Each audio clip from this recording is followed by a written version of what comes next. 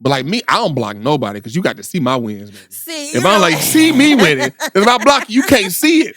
When I win that Oscar, that Grammy, that BET Award, the NAACP Award, the Webby, when we win the Webby, and I post about it, you got to see me, baby. See me. You want to see me. Okay. No, I'm not blocking you. To the cameras. Yeah, you want to see me? I blocked one person in my life. One person. I had to block this man. Ooh. I don't even want to get into it. Okay, anyway. Freddie, we're back. Yes, I missed you. Back in the building, man. You know, we back. Just you and I, though. It's just me. Not too much. Anyway, so we're not going to have any guests this week. Yeah. But we've had some great ones. We got some good ones. And we have a lot to cover. Exactly. All right. So, what we got today? We got a little bit of sports, some manly beef going on, and some mental health stuff to address. Crazy. That's insane. Freddie, please chill out. Wow. Chill out. You've been on your journey. Anyway, we have to talk about someone who was on trial because the verdict is out and all of the things. Right. And before we do, I want to be clear. I'm your host, Dawn Montgomery. It's your main man's FreddieBTV. So let's dive into the latest on Diddy's legal situation. You know, he was acquitted of the most severe charges, but was convicted on the other two. Yeah, the lesser. Mm-hmm. But I feel like his sentencing is set later on this year, right? Like October 3rd. Mm-hmm. So let's kind of discuss what this means. Like, he faces a potential sentence of up to 20 years. Though a sentence for 4 to 5 years is also possible. I know that his bail was denied. Praise the Lord. Because honestly, even with the lesser charges, with him being guilty, him being out there, you know, a lot of the victims were still worried. You know, he still faces civil lawsuits, which I think was around like 50 cases, right? Connected to the trial. Mm-hmm. So he's going to have to deal with that either or, whether he's in jail. But I feel like this is the only question that I generally have about this entire thing, because I think enough has been said about this. But I feel like, is this the start of accountability for people with power and money? And I kind of want to say no, because he got off with the lesser charges, if that makes sense. Even if he has to serve, you know, some time in jail, I feel like he should have been convicted of the others too, included with the two. But yeah, I mean, what's your thoughts on that? I mean, I think it'll have some effect, because Muggs don't want to go to jail, period. And he been in jail. He been serving time. You know, he by the time his sentencing comes up, he will have served a year in. Right. And so a lot of people say that'll be like time served. Yeah, that's time served, right? So they say time served, that's time served. So that'll be taken off what he gets. And a lot of reports I've seen is 3 to 5, but it's closer to the 3 years. So you take a year off that. He probably serve a couple more months and then get probation and be out. So I mean, but the thing is serving. I've been to like, absolutely not. Exactly, I look like I would want to go to jail or be in jail? I can't do it. Do you see how fine I am? You act like you're gonna be in jail with other men, Dawn. I'm talking about the women's. Dawn, you are not a smaller young lady. You got little hands on you. The way you be moving, certain things Dawn, you know how to fight? I don't need to experience in life. Yes, I know how to fight. Exactly. I do. But one thing about me, if I'm gonna have to just lay down and just deal with it, I'm just gonna have to just do it. And I don't want to have to be in that just situation. Be happy you're not a man, because me going to you talking about Dawn. Two different things as well. It's but the same thing to me. You locked up. Well, yeah. You got two different things. But with Diddy, yeah. I mean, I think it'll have some effect. But like I said, you can. Folks, go back to the first episode when I talked about this. Some people's in the comments like, "Oh, you can't separate two." Da. Y'all don't understand legal precedent or understand the court. I literally said this, like what they charge him with hearing and all that. Like he was over, like what a lot of the law people said, he was overcharged. Yeah, he was overcharged. But again, I think what they were also trying to do was when they were trying to establish, like there's a system set up. Mm-hmm. That's very valid, because also the next question would be, was he shown this type of thing? Was this done to him? And if this was the case, then, with some of his victims, is this going to be something that's going to be repeated? Like, you get what I'm saying? Like that whole, like, okay, this was done to me, so I'm going to do it to you. Like, and I think that's the broader conversation that we really need to have, because I feel like the system just consistently protects the rich. Yeah, because you got the money for better lawyers to argue different things, and because like that's what unfortunately our legal system is. It's like having good lawyers who know the law, who know how to knew how to navigate those different things because it's not innocent or guilty. That's not what our law is. Like people got to get it out your mind. It's not like, oh, they were found guilty, so they did it. They were found innocent, so they didn't do it. That's not what this means. And that's not our legal system. But, but people keep doing it with your feelings and you will keep getting let down. I will tell you that. I will say this, though, in general, I want people to be able to speak up. So continue to speak up when you are harmed. So speak up when it happened because he should have got hit with. Yeah. Then we talking about something because these lawyers actually said that in the trial. But, speaking of feelings, one of our favorite rappers who is very in tune with his feelings. Who's favorite? I like Drake. I like Drake. Okay, I'm Drake when you're Drake adjacent. Yeah. Okay. Because he make music for the girls, but but I think I'm more when he was like a Buckeyes fan, like Ohio State fan. That first song he had coming out, and he was like, "For my Ohio State Buckeyes," and then he jumped on. Drake gonna ride a wave. Like he just Drake is Kelly Slater out here. A fair weather fan. Anyway, he's Kelly Slater. To bring this home to the subject, LeBron James is locked in for his 23rd season in the NBA. Yes, you heard that right. 23 years. And he's going to be with the Lakers. So good thing. That's cute. After picking up his $52.6 million player option for 2025-26. I'm making sure I read that because we need our resident contract person in the building in regards to NBA stuff, and that would be Freddie. Oh yeah, so if you know anything about sports, LeBron, he's been signing a 1+1 type deal for a minute. He does that to kind of hold the team's feet to the fire to make sure they keep putting pieces around him. So I need to do that with men. No, you do that with men. I do. Go ahead. I think go ahead. Because I like that player option. Yeah. What's the nickname you just got before the show? Donathan. I'm over it. Anyway, focus. Yeah, Continue to explain the contract. So he picked up his player option because critics think that this is gonna be his last season because it's his 23rd season, and people always think now LeBron trying to get that one up on Jordan. So Jordan's number was 23rd. Gonna be his 23rd season. Yeah. So this might be his last season, but I feel like LeBron need to come back for another season. I feel like he need to go home. Anyway, so sign another 1+1, Bron. So thank you for explaining that. I do appreciate that because I did question that because I was like, what is this player option? What does that mean? So I love that for him. But I want to kind of say off the court, there's some new drama brewing between LeBron and Drake. So, I feel like right now Drake is trying to pick a fight. And figuring out which one sticks.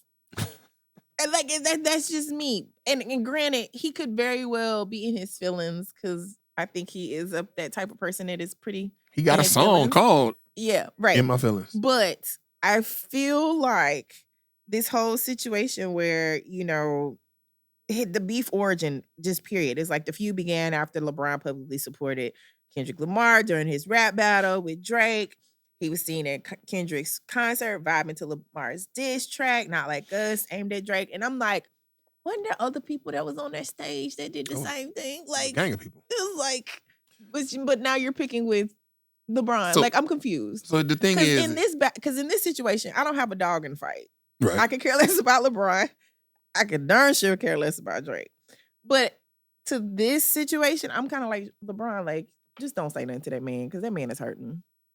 Yeah, I hope not. Because Drake come out with music, but what the thing is they both are Nike athletes, and so they kind of share that bond. And then Drake was on the shop, so LeBron has his whole his little joint. He had Drake on the shop. Does that mean that they're best friends? To the situation where you would feel some type of way if your friend was on stage with enemy, or a frenemy type situation. I think it's a situation where he thought the relationship was more than what it was. How most men lead women on, that type of deal. No, yeah, or sometimes how women lead men on. Not too much on us. No, because we just had a conversation with your makeup artist. And she was talking about this guy who was her good friend. And she was like, I can't believe he liked me.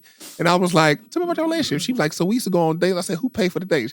He did. I would find a place and he'd pay for all the dates. Well, if she's planning, she was the planner. So he was paying for services. Let's not do this. If a man is paying. Let's get back to this though. But I think with LeBron and Drake, they both at the top of their games.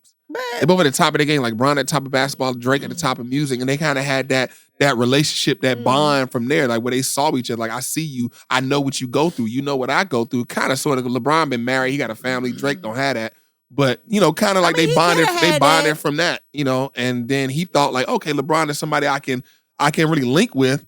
We cool. But then, but LeBron kind of had to do the LA thing. He played with the Lakers. He got to ingratiate himself to the city. So here's my kicker right here. Drake unfollowed LeBron on Instagram. That's big time. Which was adding fuel to the fire. And I'm like, when can we get over the fact when people unfollow certain people? We're never gonna get over that. Like, because I unfollow people every day. And y'all beefing. And I block people every day. No, I genuinely I will block people. No. Go to my Twitter. I will block somebody because they tweeted something and it went viral and I saw it and I'd be like, I don't want to see no more from you. I don't block nobody. Or if it's like certain celebrities that say wild things, I will block them. I'm just like, no, I don't have to see that. So him unfollowing LeBron, that's supposed to say something. Like, that happens with men too. Because I know when women do it, we just be like, I mean, it's like if I was following you, like I mess with you. Now I don't follow you, I don't mess with you no more. But like me, I don't block nobody because you got to see my wins, baby. If I'm like, see me winning, if I block you, you can't see it. When I win that Oscar, that Grammy, that BET award, the NAACP award, the Webby, when we win the Webby, and I post about it, you got to see me, baby. See me. You gonna have to see me. Okay. No, I'm not blocking you. To the cameras. Yeah, you want to see me? I blocked one person in my life. One person. I had to block this man.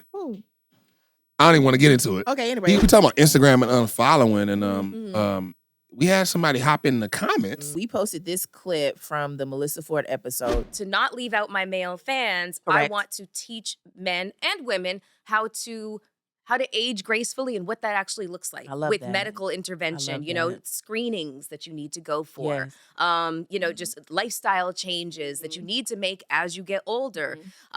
These are the tent poles of my show. And then there's other stuff mixed in and stuff like that. And someone commented, that's all good and I agree, but let's not rule out those men who die from simple everyday stresses of women. Most Black women don't even care about Black men's mental health or emotional well-being. Again, I'm going to look and pause. The same group of women that created the term sassy for Black men.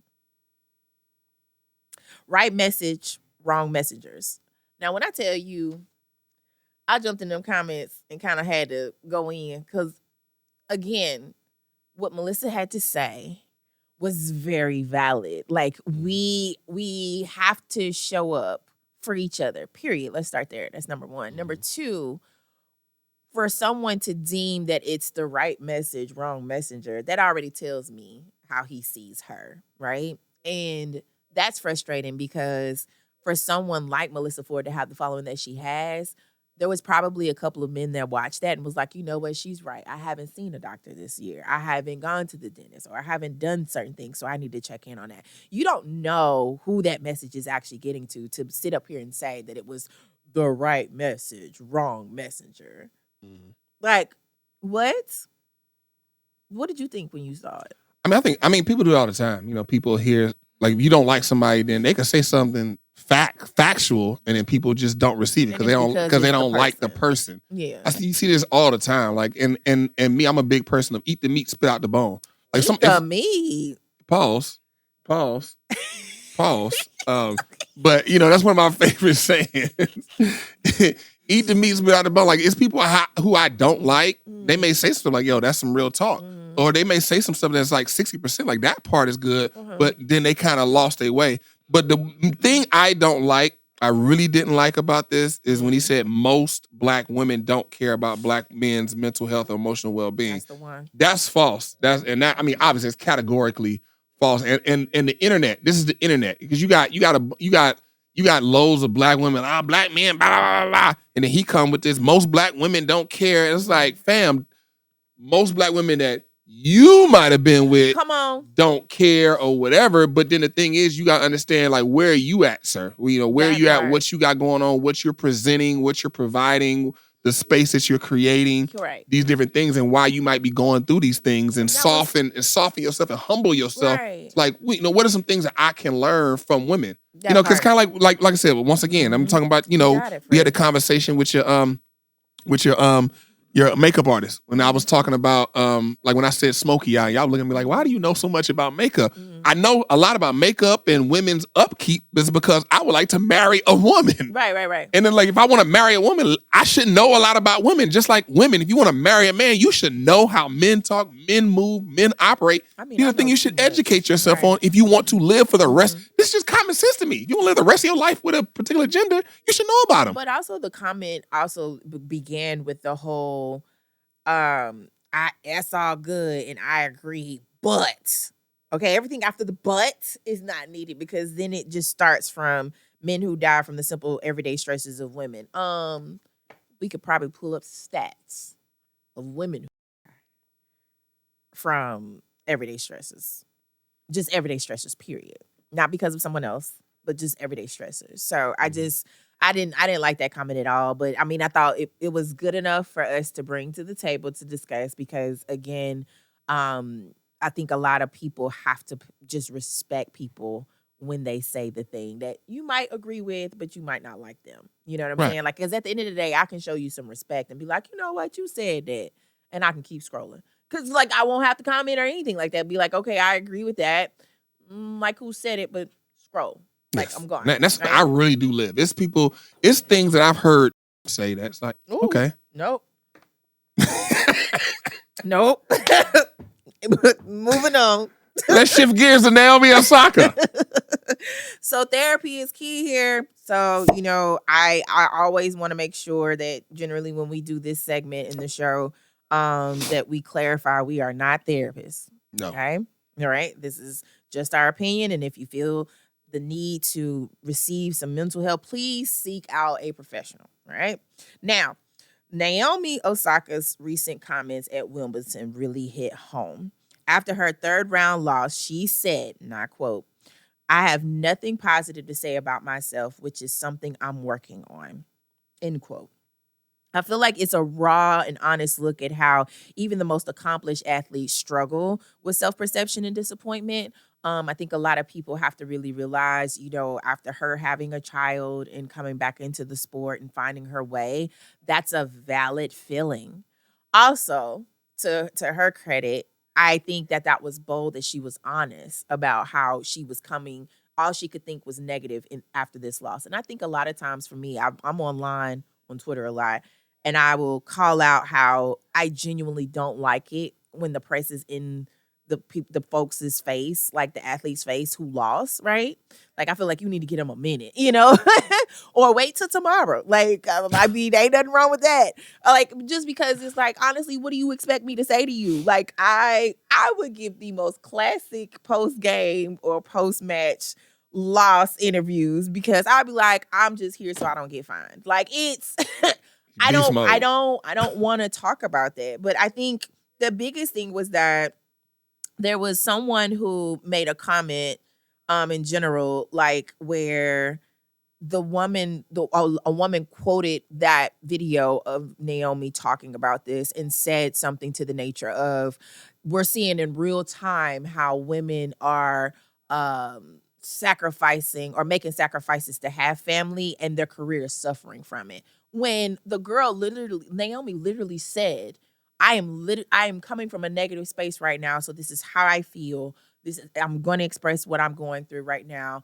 And she's been open and honest about, depression for a while. And I just think it's one of those things where people need to understand that mental health matters, right?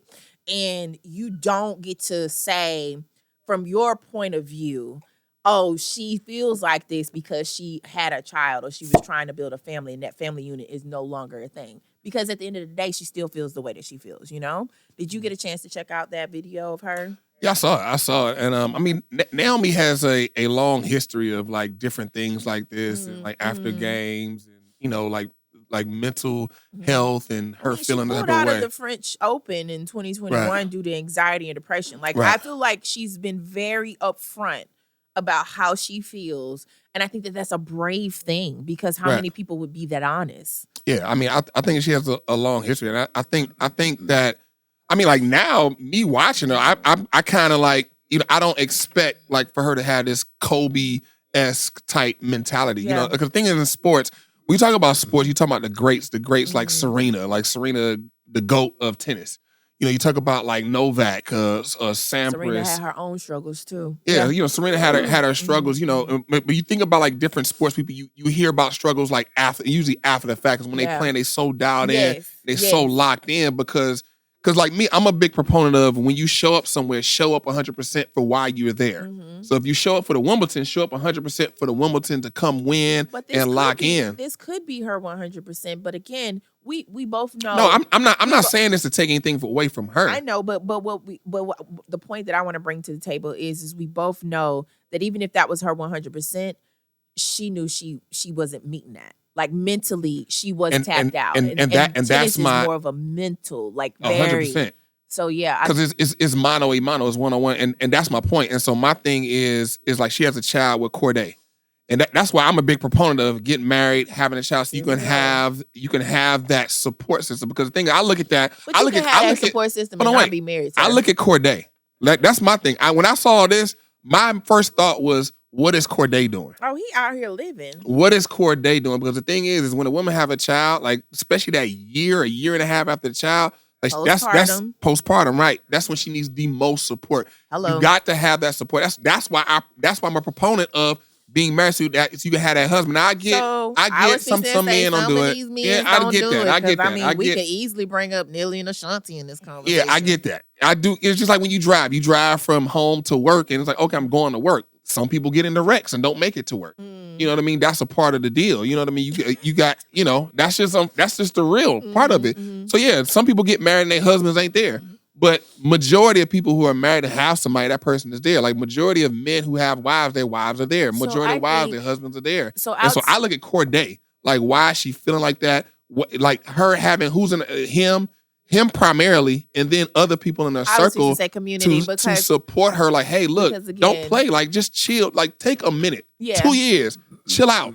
Don't play. Well, for some people like that, them getting back into the game is a part of their life. Like, it's a part of like what drives them. It ain't working for her though. Okay, but she has to find her way. And I think it goes back to the conversation of having community outside of your partner, because again, we also cannot expect our partners to do all and be all, right? And be dependent upon them like that. So in a sense, there's this. Go ahead, no, we gonna have to agree to disagree on that, because bro, I can't.